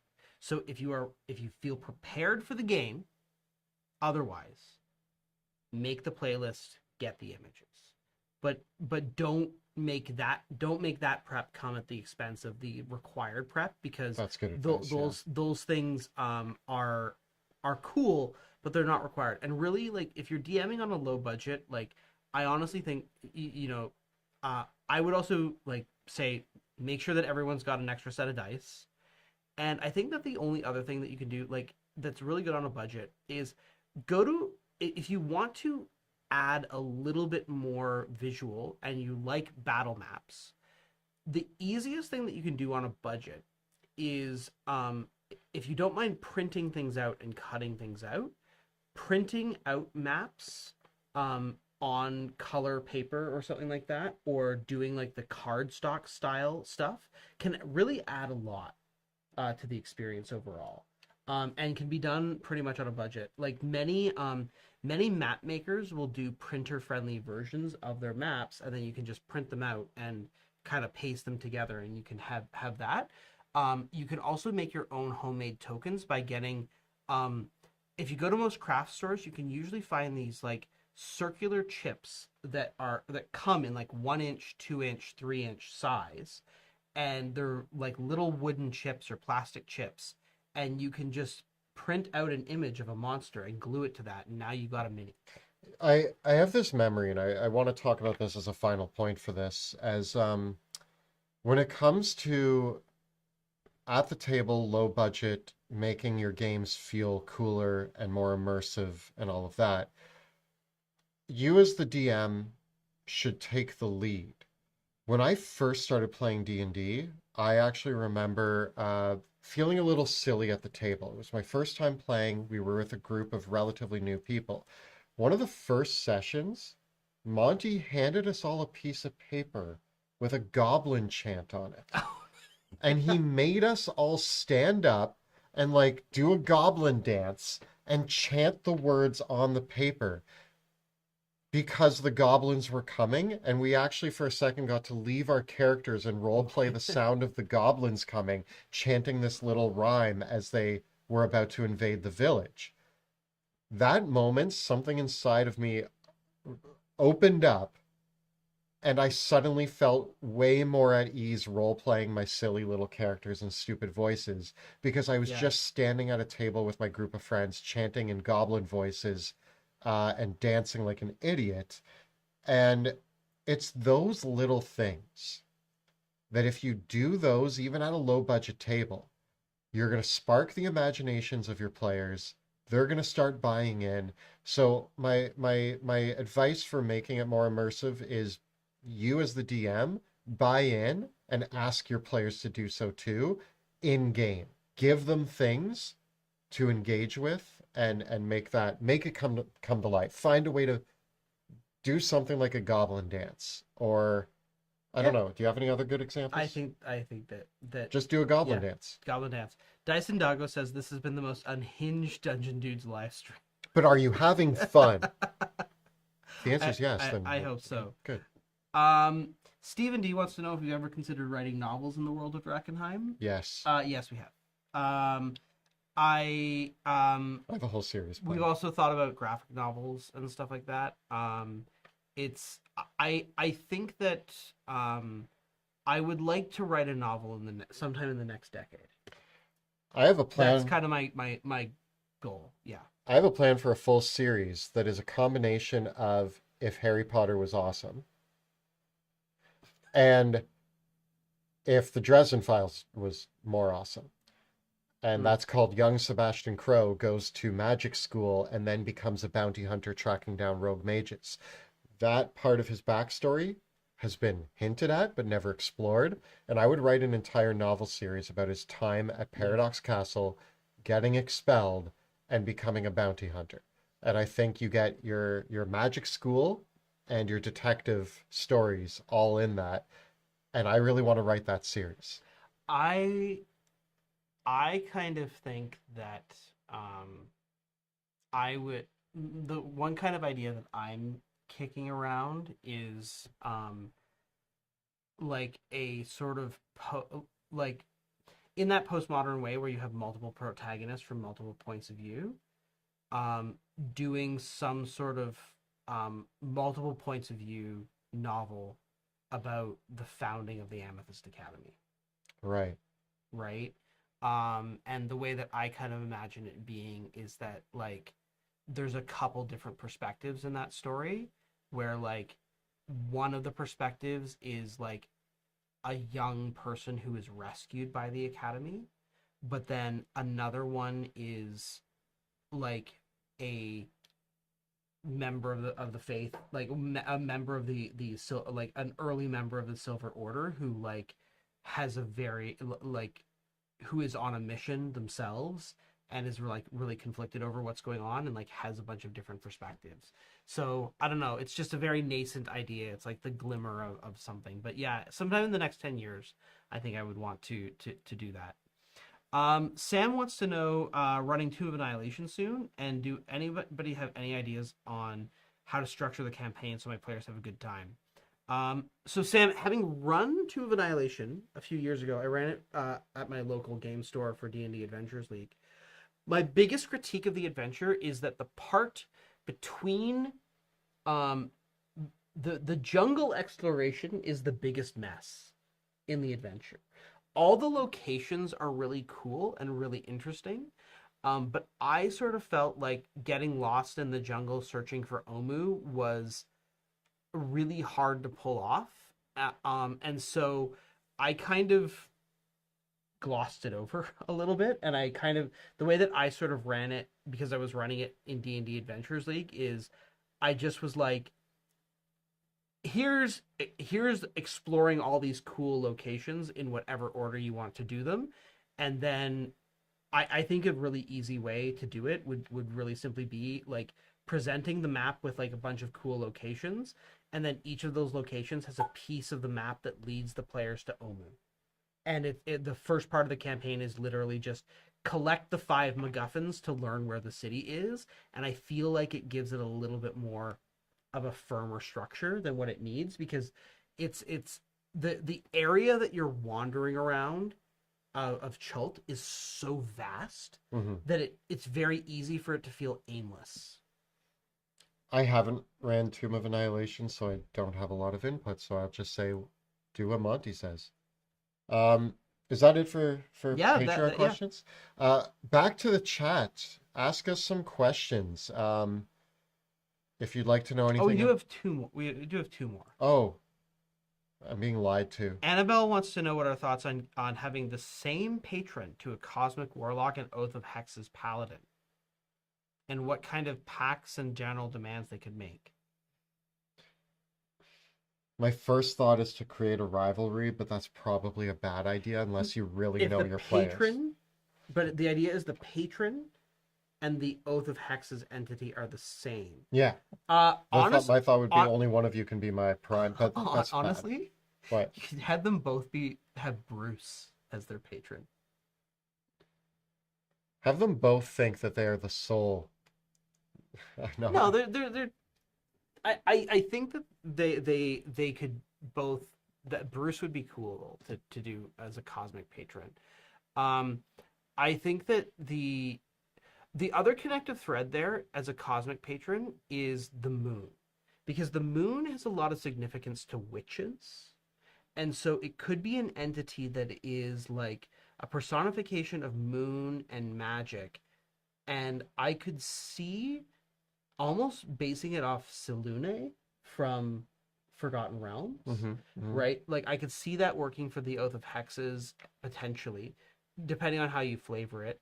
I could also see both of them, like if you drew inspiration from an entity like the Raven Queen, although the Raven Queen is more of a shadow warlock, like a shadowy undead patron. Those would be 2 directions I would take. Yeah. I don't know. Yep. I'm good. Was there one more? I think we got them all. What do you think would be a mechanic? What do you think would be a mechanic you would use for siege battles or war battles? Okay, when it comes to large scale battles in D&D, my general rule of thumb is to narrate a lot of the battle. Yeah. You're not doing a large scale war. Large scale war is not what D&D is designed for. And it's not what the players are here for. Like I just what I would do yeah. is I would have the heroes have a specific task during the siege. For example, while the army approaches the castle, the party's job is to man one of the catapults, break down the wall, get in and open the gates. That gives them that allows them to participate in the siege. We did that recently, didn't we? Yeah. Yes, we did. That allows you to participate in the siege. If you get to man a siege weapon, cool. That's fun. Yeah. If you get to then be the one who opens the gates and has to kill the first wave of enemies while you get the gates open for the armies to flood in, cool. After that, keep going. What are the next missions? You narrate the battles happening around them. The party has to fight 3 ogres while the army is facing a bunch of soldiers and another couple ogres off to the sides, and you can narrate those elements happening. Catapults are flying, like things are happening, explosions. After 3 rounds, a wall blows up next to them and more allies and enemies pour in.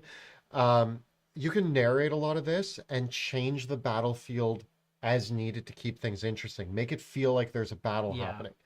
Telegraphing things that are going to happen. You know that catapults are turning to aim right at you. Next round, they're going to fire on your position. Now every player has a turn to figure out where they're going to move to. So you can really make the siege and the war come alive by telegraphing disasters, giving them missions, and making them fight small groups of enemies while narrating other elements happening around them. Yeah. Yeah. I think that there often is this impetus to have the players somehow control the army.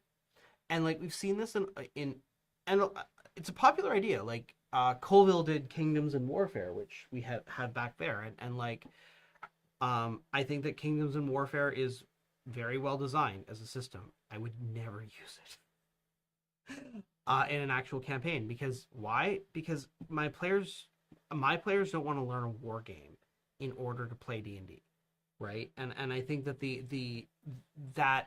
that element of like the fixation on mass combat, I think when you think about most films and cinema and even stories, even when you do have mass battles, the focus is always on the protagonists and what the protagonists are doing.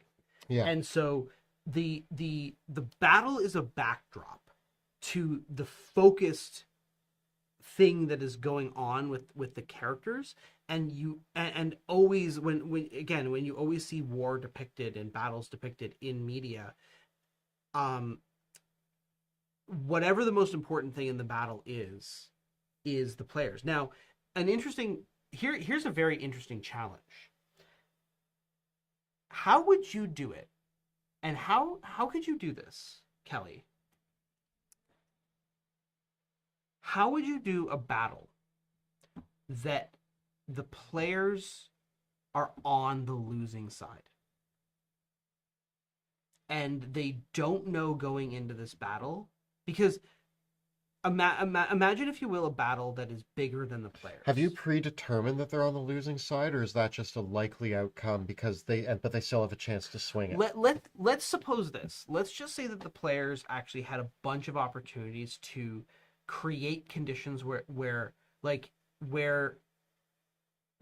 were going to win or lose.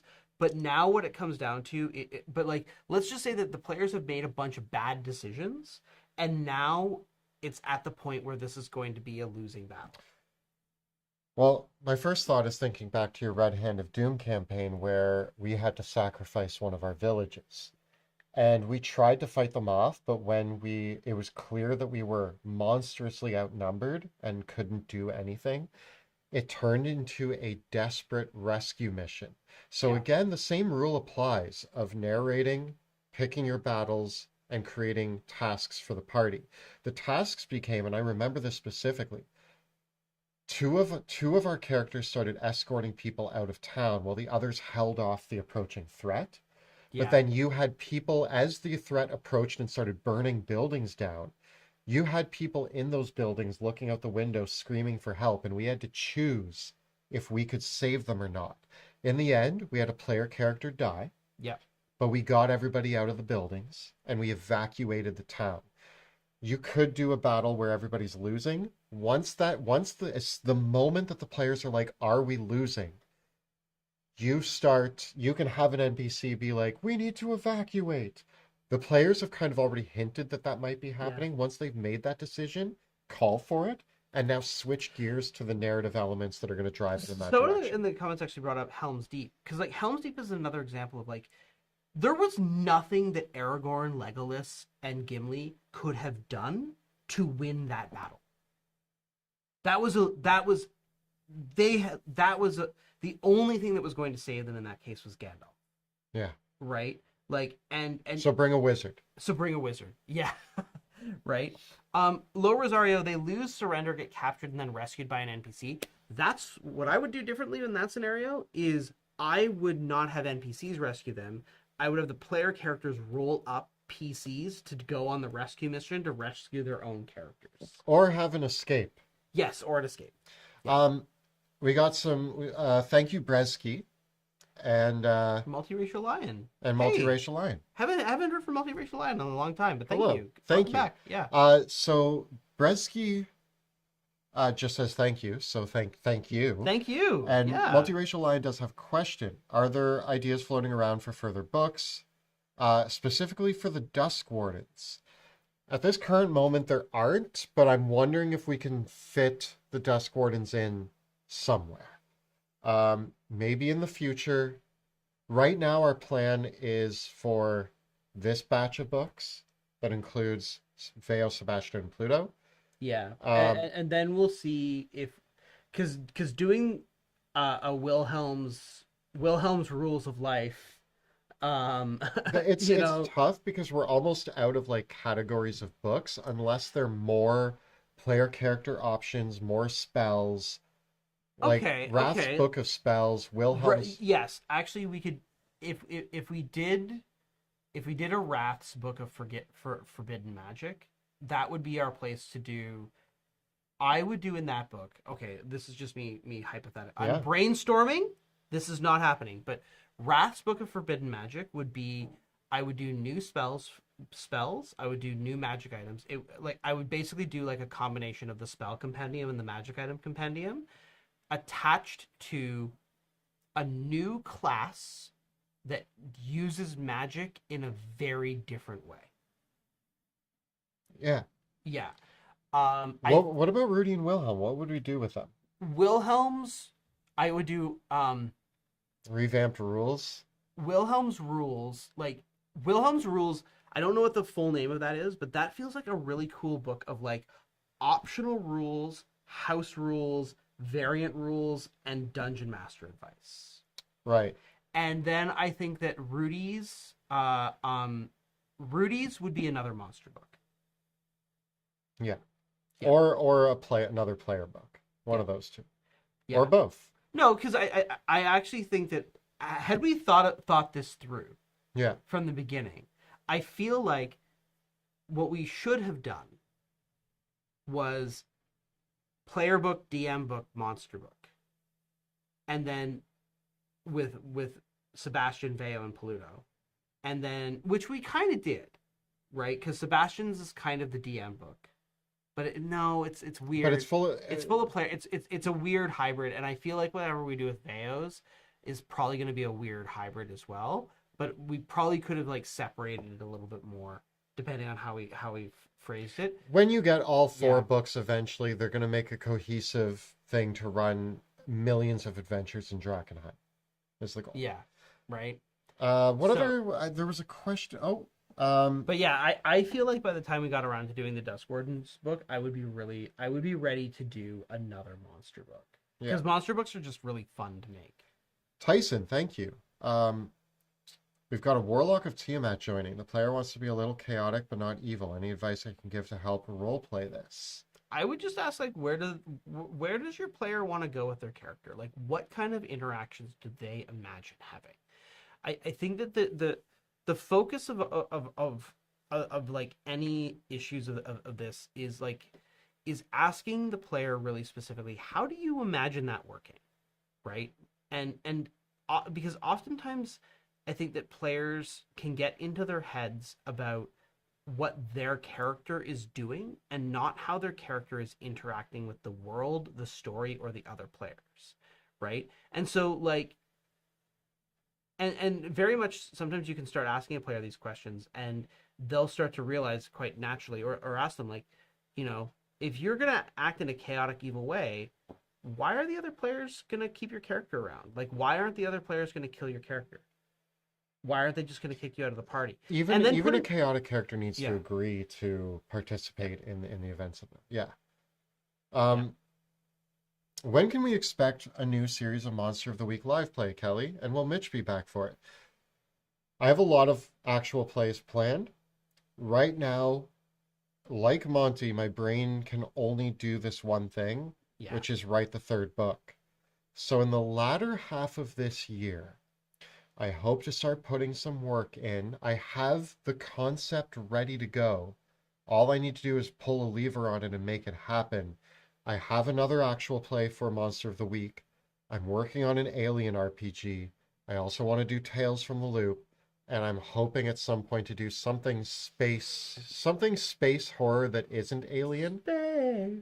But Mitch will probably be back, but also we are looking at other friends and colleagues who we can get to kind of have a rotating cast. We want to broaden the cast a bit, and we have a lot of amazing friends who have wanted to be on our show for a long time, who are really, really amazing role players or gamers or just excellent people we've met in the industry. And so in those actual plays, you may see a rotating cast. Mitch is still part of that rotating cast and always will be. Um, Thank you, Philip. And Rules flashcards. He's pre-ordered them. We haven't made them, but he's pre-ordered. Your new Messiah wants to know if we plan on tier ranking spells. Yes, it's just that other video topics have come up that we want to do first. The spell rankings were long, arduous, and didn't perform as well as we had hoped. Do we want to finish that series? Absolutely. Yes. But we'll take it in chunks. We're also, okay, just in terms of our videos as well, like, just to say, now that we have dates for the new Player's Handbook, it's coming out in September. We actually realized that, like, we have a fixed number of videos that we make between now and then, because when the new books come out, we're going to revamp all of our class guides. Mm-hmm. All of our subclass guides. And all of our subclass guides, and probably eventually, I think we'll probably wait for a Splat book to come out before we revisit the tier rankings. Yeah, we could probably give that a little while, but we will want to revisit those core videos that make our channel, that introduced most of you to our channel. So we're gonna, Yeah, right. But I think one of the things that we really we got more excited about was we did the Grim Hollow tier ranking, and that was really fun. We're gonna tier rank the Humblewood classes. We might tier rank our own. We might tier rank our own subclasses. Yeah. Everybody's asking, and I keep being like, we can't do that. But somebody did point out that technically in the Grim Hollow book, we did rank several of our own classes, and we're apparently quite fair and critical on them. So that actually, when somebody wrote that, I was like, maybe we could. Since everybody wants us to tier rank our own stuff, maybe we will. But that is one where we're also probably going to ask for the audience to have a heavy weigh in, and we might spend more of those episodes talking about the audience's views on those subclasses as well. Ivy wants to know any ideas for flesh patrons within Drakenheim. The amalgamation. The amalgamation itself would be good. That would be cool. If not, I think that just Delirium could be your patron. I don't know, maybe not, because it doesn't really speak, but it could grant you powers. You have the power over mutation. Mm-hmm. I like to think, specifically from Drakenheim, I think of the amalgamation, but I also think what could easily fit in Drakenheim is basically if you combine the Thing with Venom, where it's like the Thing, but it actually works with its host to create a symbiotic experience. Mm-hmm. You could easily throw something in like that exists in Drakenheim. The idea behind the Flesh Patron is there was some secret entity, and there could be, but one of the ways that you could easily go is the entity is actually something that lives in them. So that's just one of the concepts. Blake, thanks for the super chat. Really appreciate it. Hey dudes, I struggle with anxiety as a person, let alone as a DM. Do either of you struggle with anxiety as a DM, and what are some ways to combat that? I DM for friends and professionally. I mean, yes. I have anxiety. Hi. Yeah, I mean, I think that it really varies from person to person. I think that anxiety is this very, very broad thing that I think that, first of all, I feel like a lot of people are wrestling with anxiety in their daily lives in so many ways. And it manifests, I think, for different people differently. And I think that we all will develop our own set of strategies. And so I do think that when it does come to things like managing anxiety, I think that it is really important to acknowledge that what works for one person may not work for another person. Um, And I even what works for me doesn't work yeah, every time. There are some days where I still get really anxious DMing D&D, and I beat myself up afterwards and have to have everybody at the table tell me what a good job I did yeah, because I'm freaking out that I sucked. But some days I'm fine. And yeah, the tools that have worked for me, I don't even know if I can recommend them because really what's worked for me is pumping myself up, realizing that I'm better than I thought, and actually preparing so little because I realized that my biggest strength is improv. But yeah, that's not going to work for everybody. I realized that when I was over preparing, I was stressing myself out. yeah, And so I've gotten to a point now where I prepare only the essentials and totally. then I riff, and it actually helps me stay calm because what ends up happening is at the table, I'm playing with the party, not at them. Like they're like, oh, what if we blow up this building? I'm like, what if we blow up this building? What dice rolls can I ask for? And then I'm kind of just like going with the flow. And that has helped calm me down. But having said that out loud, I doubt that's going to work for a lot of people with I anxiety. mean, it works similarly for me. Like I know that I know that I need to have a certain amount of things prepared. Like I need to have some Dwarven Forge setups built and some terrain setups. I need to have my miniatures pulled out. I need to have a couple notes. A few people always ask like, "Can I see your Dungeon Master notes, Monty?" And my answer is no, because A, they're not useful to you. They're They're useful to me. terrible. They're written for me. And my notes are not written in a way like I write my notes in an idiosyncratic way that is what my communication needs for myself, and they're not written in a way that is meant to convey ideas to other people. Because and Kelly can give this example too, where it's like I will write disconnected words that don't make any sense. And that's my game prep. It makes sense to me, but someone else reading they're just not to, because I know that my brain usually just needs a little bit of connective tissue. Sometimes I'll write like the title of a book or the name of a song or a movie or a location, and all those things and those are all the things I need to do that. The material, like, and that's why, like, I'll say like writing a D&D book like the Drakenheim book is a completely different thing than like running the actual adventure, right? This is actually a great point. Somebody just brought up Ginny D did just release a video. It's more about ADHD, I but think it, she did do an anxiety video. oh, she might have, She yeah. might have, yeah. But check out Ginny D's channel. She actually has a lot of helpful tools for the mental capacities required for Yeah. D&D. Especially lately, her last three videos have been outstanding, Yeah. and you should check them out. And definitely, her most recent one was about D&D and ADHD, Yeah. and it's superb. So Mhm. so that might have better pointers than we can give, I think. But at the end of the day, I'll also say that it is that no matter what we um You can be curious about what Monty writes down, but having seen it firsthand, yeah. it's I've told this story 1,000 times and I will tell it again. When I was writing Queen's Park Garden, Monty handed me his DM notes and said, write Queen's Park Garden, and his DM notes were a picture of a tiered garden, yellow creeping moss or something like that, lawn gnomes question mark, Mm. and I think that was it. One of the things that I'll also say is that my notes are not necessarily written. Like I'm just going to move the Duchess aside, and I'm just going to hold something up.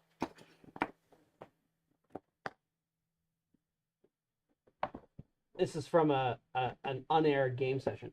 This is a Dwarven Forge setup, right?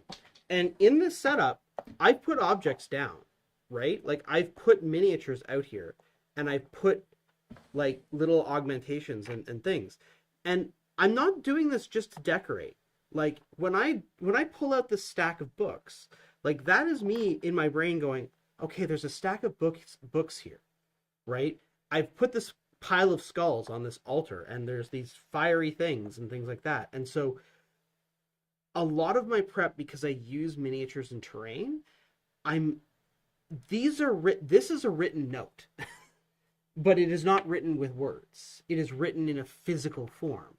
And so I actually just might say that, like, for some people it might be that your prep style isn't words.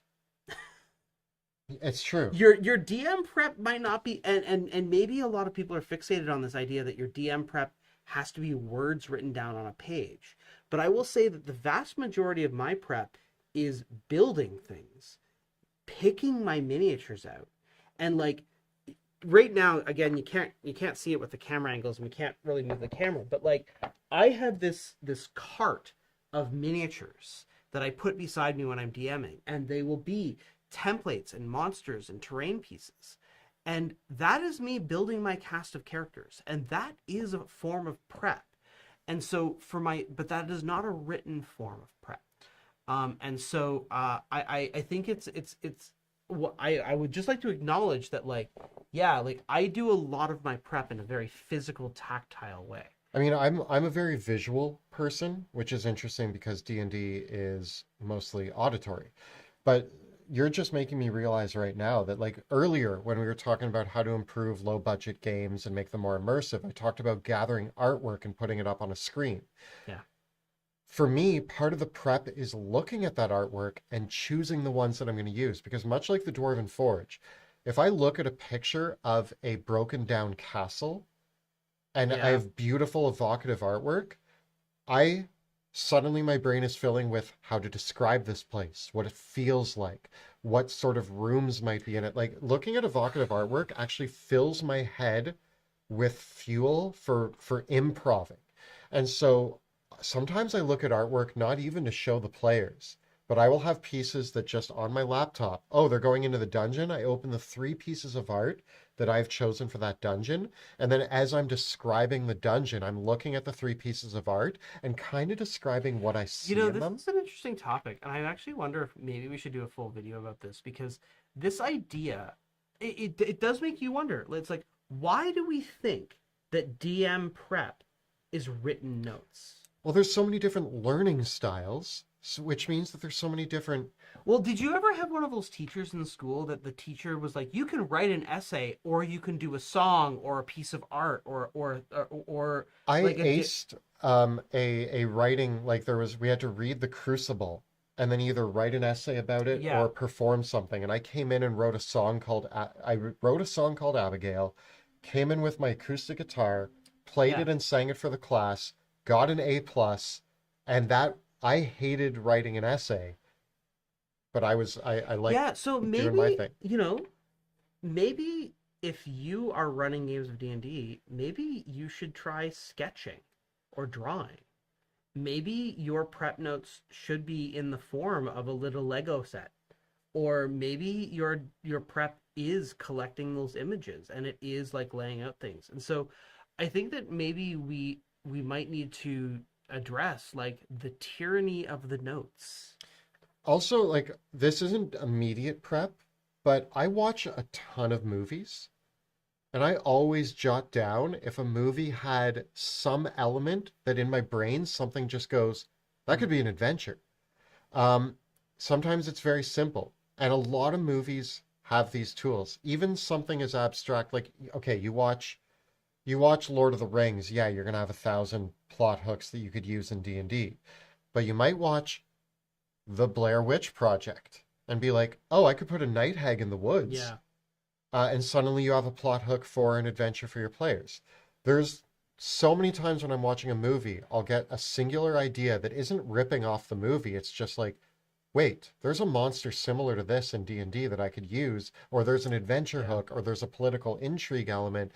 Reading books, same thing. Just jot down notes, and then when you're like, what's our next arc? Look at your notes of arcs that you have and be like, ooh, let's riff on that. It's a really handy tool for Yeah. me. Yeah. Might work for you. But that is yeah, it's very fascinating. Anyways, we're out of time for today. But what I will just say is that as a final note for our little conversation today, if you want to find out more about our upcoming Kickstarter project, Monsters of Drakenheim, I'm just posting some links in chat right now, where you can get onto a special VIP Discord that we have set up for Monsters of Drakenheim.